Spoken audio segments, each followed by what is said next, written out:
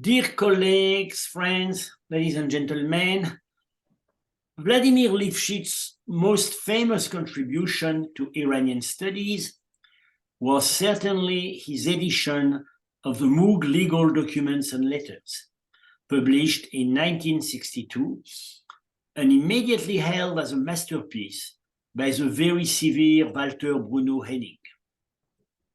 Subsequently, Lifshitz revised and expanded his work.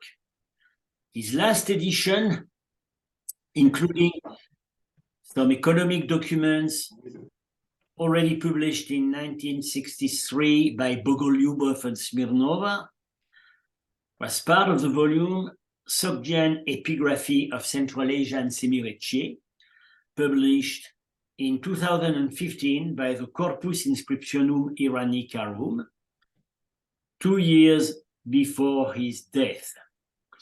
Is my speech slow enough for the translation? Apparently it is.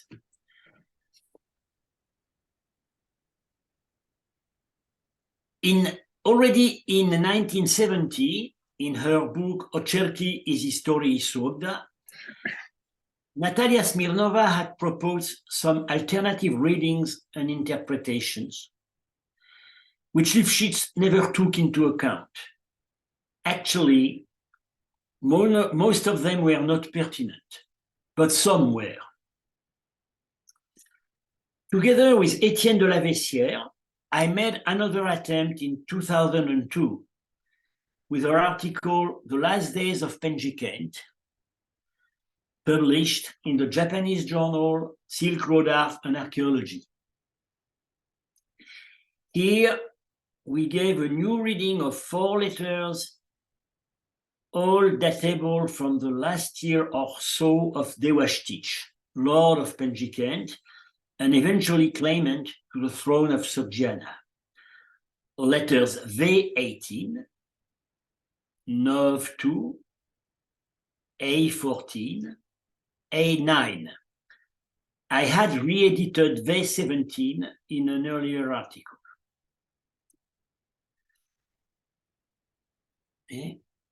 We proposed a precise chronology and geography of the events mentioned or alluded to in these letters, while trying to disentangle the network of relationships between Dewashtich and his correspondents. Some of them apparently were prone to change sides as the Arab threat progressed eastwards, culminating eventually in the capture of Mount Moog in the summer of 722, and the abandonment there of the documents rediscovered by chance in 1932. Vladimir Lifshitz accepted many of our proposals in his last edition. Here, I shall quote the readings from our article when the text was republished there, and in other cases, I'll quote from Lifshitz's last edition or from Bogolyubov and Smirnova, 1963. The Moog archive documents the use of 3 postal systems, which will be the subject of the present paper. The Barid of the Umayyad Caliphate,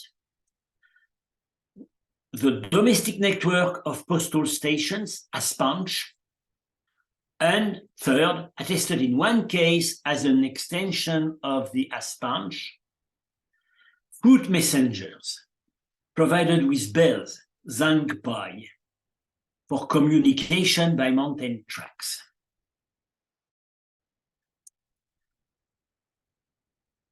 Occasional access to the Barid, the caliphal postal system, is attested by an Arab document, a letter sent by Dewashtich to Al-Jarrah ben Abdallah, governor of Khorasan from 717 to 719, 2 years.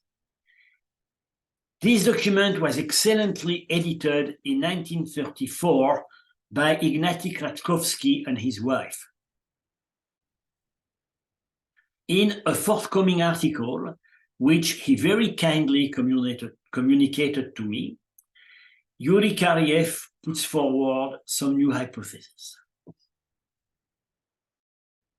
In the letter, Dewashtich, presenting himself as the Maula client of the Arab governor and filling his letter with Islamic formula, proposes his services to sending him, most probably in Merv, the two sons of Tarkhun, the previous king of Samarkand, who had concluded a first armistice with the Arabs in 710. The following year, Tarkhun was dethroned by Hurriek, who was apparently his brother. Hurriek made an attempt to defend the city, but he too had to surrender, being forced to establish his court in exile in the nearby city of Ishtikhan, while still being recognized as king of Samarkand by the Arabs. In circumstances unknown to us, Tarkhun's sons came under the protection of Dewashtich and were probably kept in Penjikent.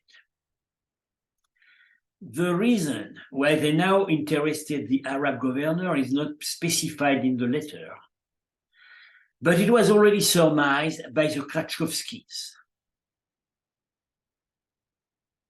The Arabs had good reasons to question Hurriek's loyalty, as in early 719, he sent an embassy to the Chinese emperor in order to call for military help, an initiative the Arabs surely were aware of. According to a policy they were following with other unreliable dynasties ridden by family dissensions, they kept pretenders in reserve. Such a case is documented at the time of the final attack on Mount Moog, where, according to Tabari, the Arab general had on his side Shukhr ben Khunak, the Vardan Khuda, pretender to the kingdom of Bukhara in competition with the Bukhar Khuda. This character was identified by Alexandre Naimark in a commentary to our edition of letter A9. As for the Arab letter, it was found folded and ready for dispatch, so it seems probable that it was written just at the time when Dewashtich was informed of the replacement of his correspondent, which occurred in April 719. And subsequently, it was kept. It was not sent and kept in his archive. We do not know if Al-Jarrah's successor repeated the same request. As the young princes are not mentioned when Hurriek openly rebelled in the 730s, it is probable that they had disappeared by that time or were not considered of any further interest. For the purpose of the present lecture, I shall comment upon Dewashtich special request. He asks for the provision of a horse of the Barid, the Imperial Postal Service, to be used by the page Rulam, who will bring the boys with him. As rightly noticed by Yuri Karyev, this horse was unlikely to carry 3 persons at the same time, the page and the 2 boys, who were at least 8 years old. Probably the purpose was less functional than political. The use of the Barid horse and chain of postal stations guaranteed safe conduct for the head of the escort in the territory of Samarkand controlled by the Arab army. To quote Yuri Karyev, the Barid horse, marked by some sign, here functions as a rotating beacon. The boys probably traveled in the page's company on horses provided by Dewashtich. One can suppose that this party did not travel all the way to Merv, but that the boys were delivered to Suleiman ben Abi al-Sari, governor of Samarkand, mentioned in the letter, and who took charge of their transfer to Merv, no doubt using the Barid as well. Now the second point. In addition to his occasional access to the imperial Barid, Dewashtich had his own postal system, most probably inherited from his predecessors, ultimately since the Achaemenid Empire, and existing also in other principalities. Nowhere in Central Asia is this system better attested than by the Moog documents. 6 of them, A9, B1, B12, B17, B18, NOV2, mention an Arspan or emanate from a holder of this office. The etymology of Arspan is not known, but Lifshitz rightly understood that here it is used as a short form of Aspanch Arspan, mentioned in full in B1. The first element,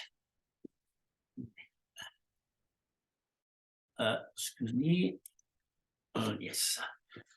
The first element, Aspanch, is the word for in, attested in several other Middle Iranian languages. Middle Persian, Aspinj, Manichaean Parthian and Manichaean Middle Persian, Ispanj, continued by Persian Sepanj. Also, Christian Sogdian Spanchirspan, Stewart, Armenian Aspenjakan, hospitable, from a postulated Middle Persian Aspinjakan.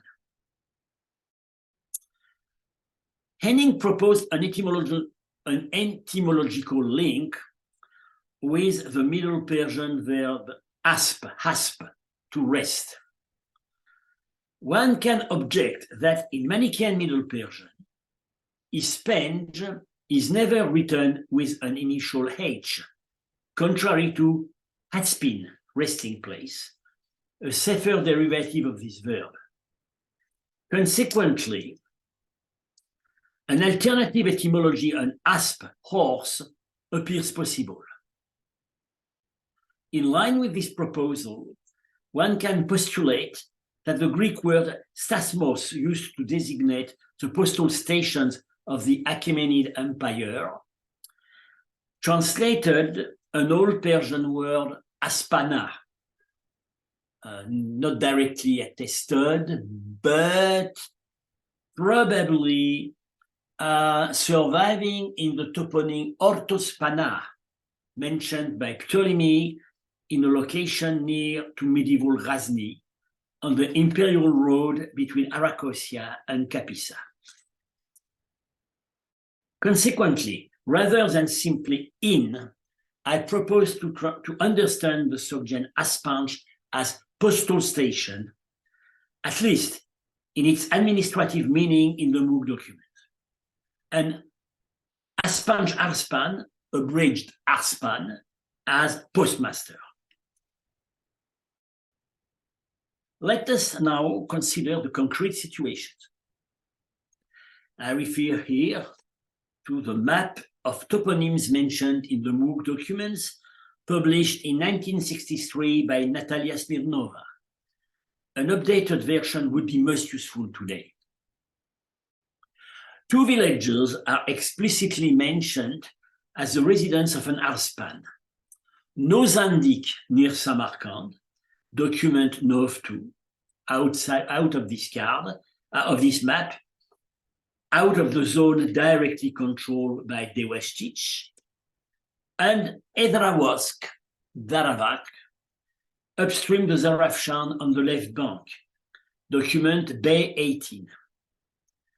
In addition, document Bay 12 seems to associate the Arspan with Madm in the same zone, and document B1 seems to associate the Aspanj-Arspan with Martushket, the site of Hisorak, far upstream. Document A9 emanates from an Arspan situated at the foot of the Shahristan Pass, which leaves the choice between Iskodar and Khshikat, both on the right bank. The distribution of the Arspans as reflected in the MOOC documents, with a concentration in the Zerafshan-Fandaria confluence zone, where the last episodes of the existence of the Principality took place in summer 722, is, of course, not representative of the general situation in Dewashich realm. There were probably Aspanj-Arspans in many other places.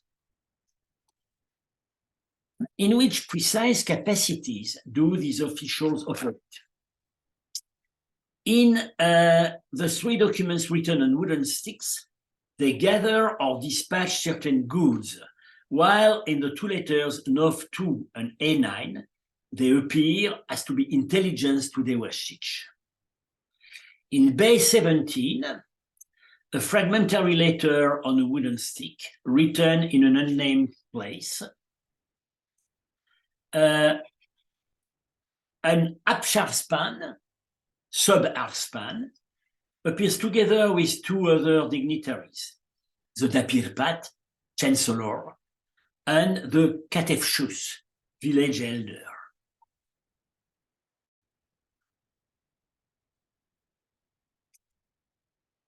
In Bay 1, a long list of goods distributed to various officials, and Aspan-Arspan, probably in Mardushket, receive an armor.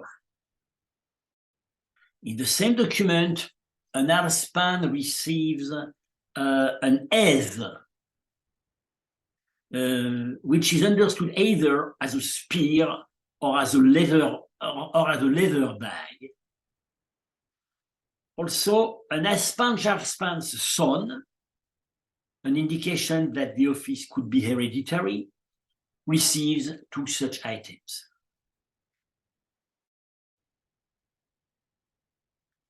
In Bay 18, excuse me, I have a message. I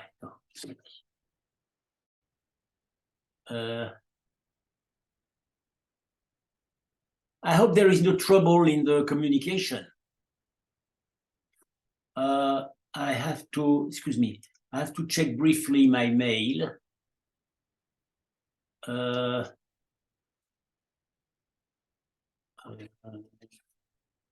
No, it doesn't seem there is any trouble.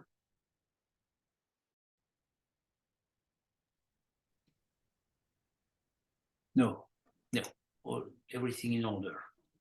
So I go back to the share screen.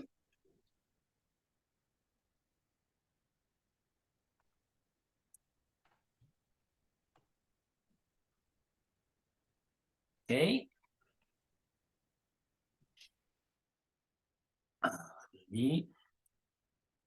Share screen.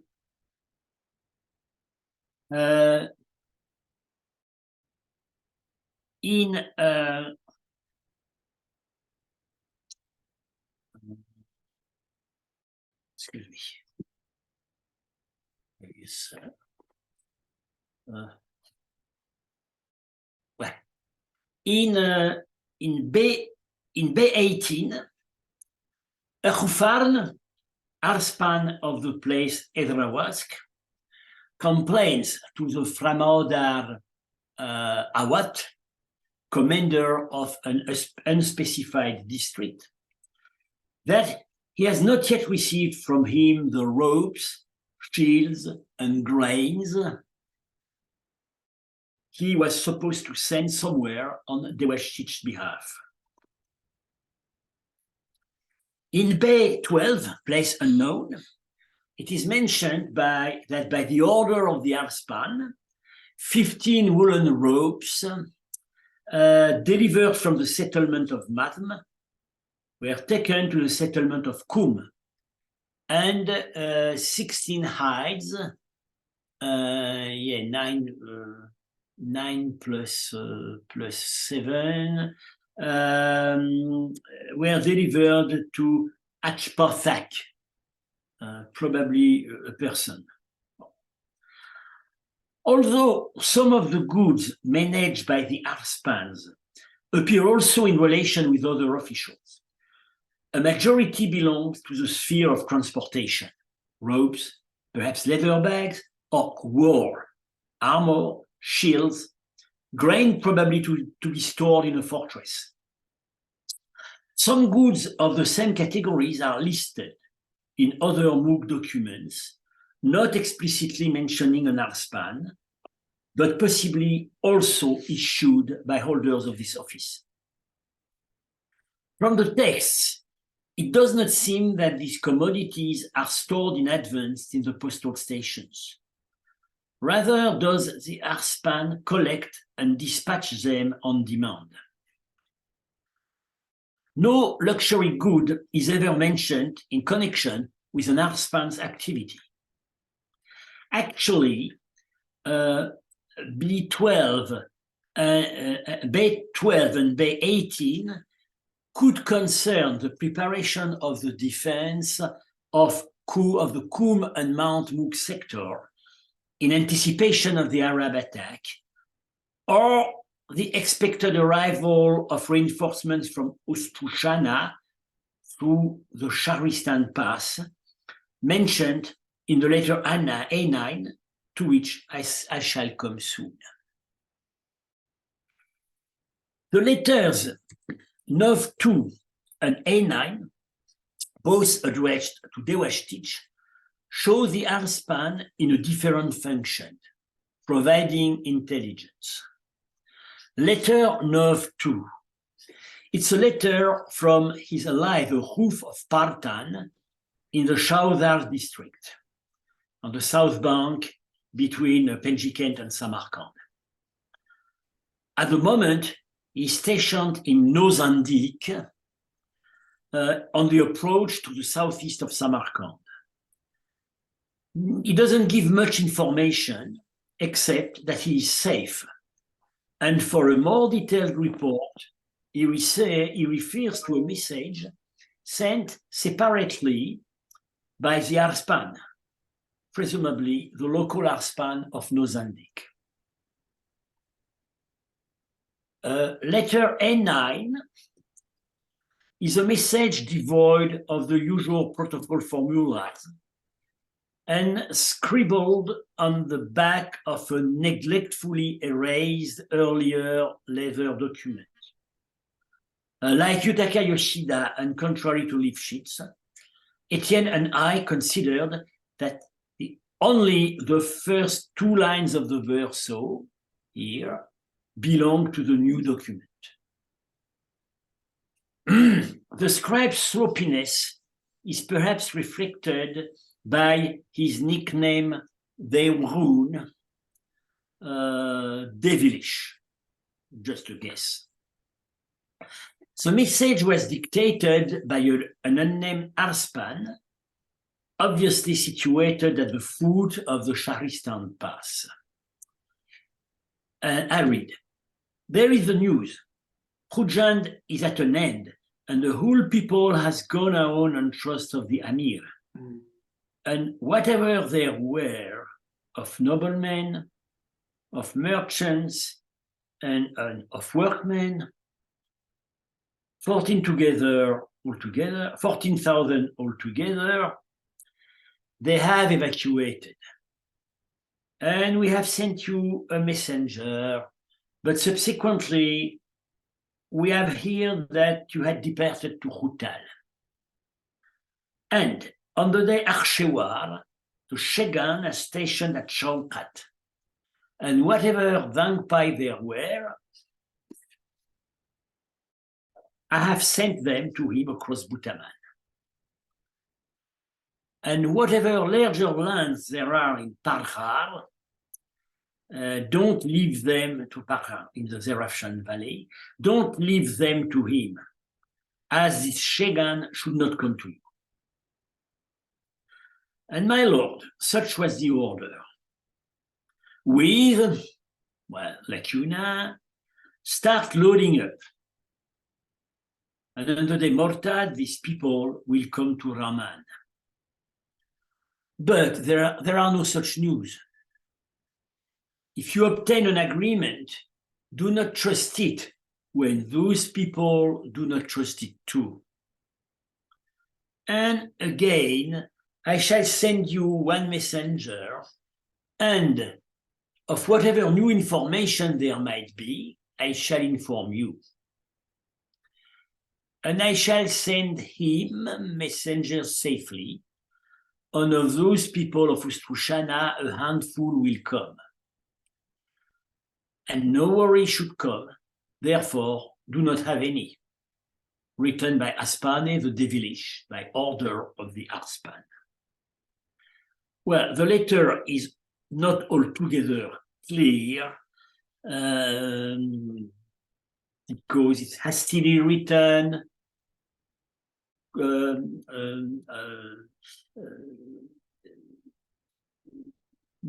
not always very legible, but the Arspan clearly reports the recent capture of Khujand by the Arabs and the fate of the Sogdian refugees there,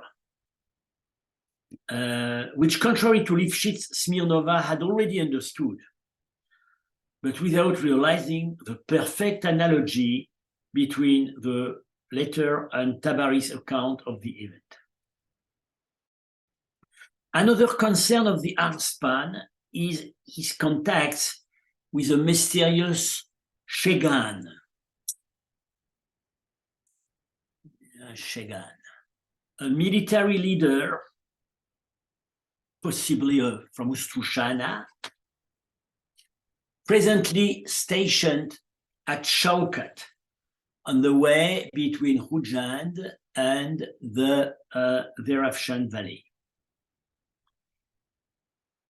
And the Arspan does not seem to expect anymore the arrival on this Shegan. It doesn't seem to trust him. A crucial sentence for our purpose is in lines 5-6.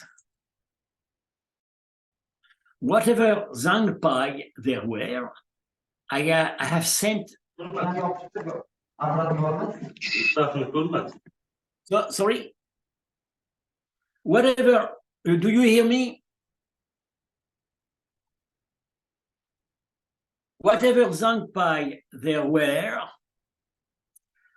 I have sent them to him across Butaman. Well, Butaman, the Arab geographers use the term Butaman broadly for the highlands both north and south of the Zerafshan. But here, the context points to the northern side. In Al-Muqaddasi's time, it applied more specifically to a district in the southern part of Ustrushana, which seems to be the case here. The Hapax Zangpai had been understood by Lifshitz as quick fit. And we followed his interpretation, Etienne and I followed his interpretation in our article. Such a meaning, if acceptable, could lead to various interpretations. Swift horses, foot soldiers, scouts. It is, however, attested only once in Persian in the Dictionary of Archaic Words, Borhan Ekrate. Zang, tond, in Persian gloss, zang is tond, tis suzande. which means strong, quick, burning, which all meanings which all probably derived from an original meaning rust. Dangzadan means to rust. And all that has nothing to do with spy, food. On the contrary, this association is well documented with the commonly admitted meaning of zang, bell. Samra Azarnouch has drawn my attention to the compound zangolepa or zangulepa, with small bells at the feet, whose attestations are gathered in Dehoda's Loratname. Zangole, a bell attached to the feet of children, messengers, falcons, sparrowhawks, and other animals. The specific expression zangulepa is mentioned in a tale for a cat, bells in order to scare away mice, to which Samra adds a folk rhyme where it qualifies a goat provided with bells in order not to get lost on mountain tracks, bells at her feet. Among all these situations, the mention of messengers seems the most adequate explanation for people dispatched by the Arspan.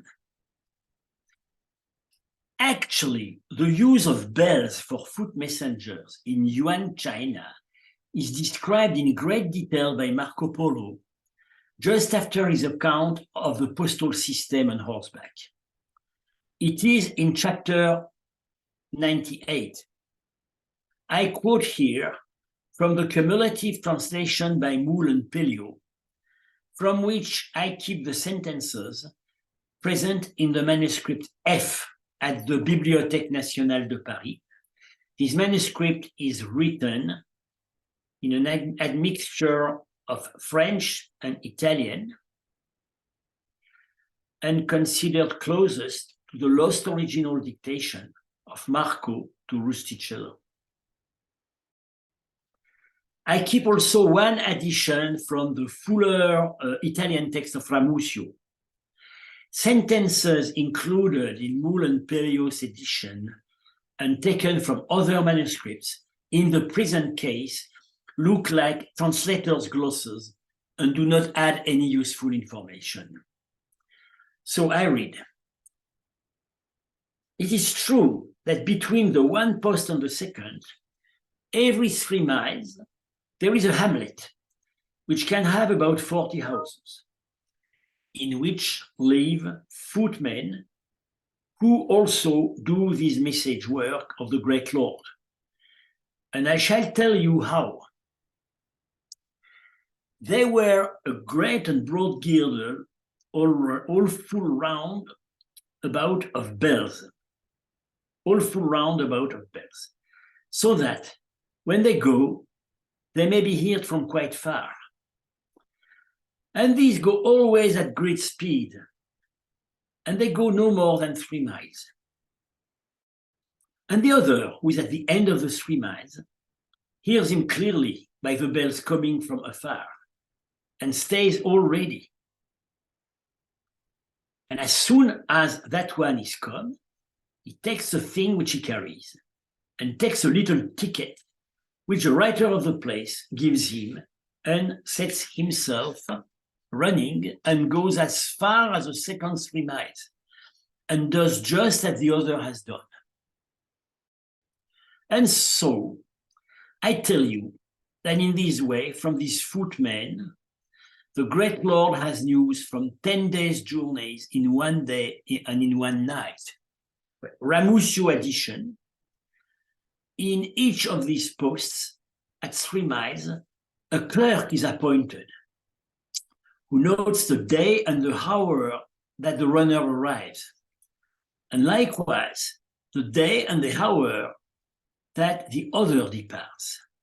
And so it is done in all the posts.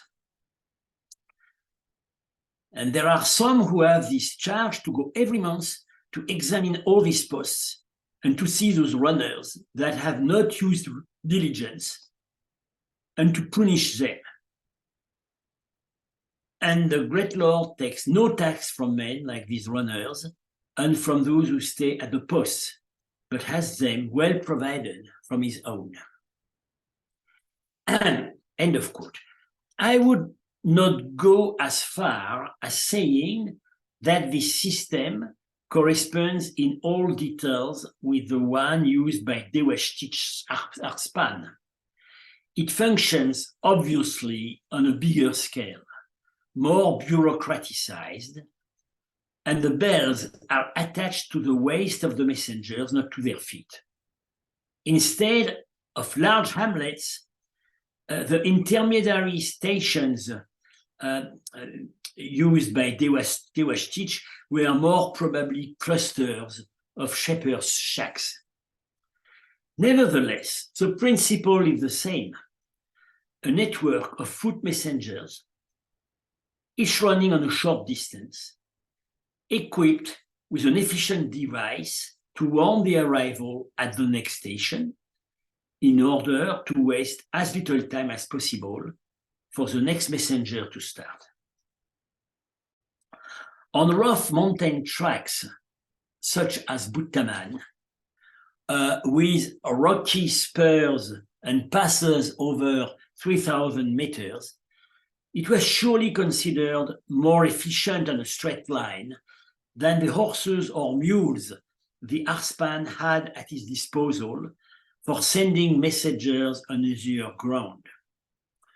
Also, this way of communicating was less conspicuous, an important advantage in zones trodden by rival armies.